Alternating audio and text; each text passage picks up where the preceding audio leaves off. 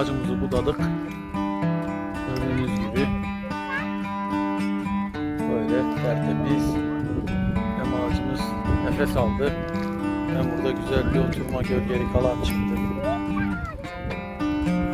Gençlerin de eline sağlık.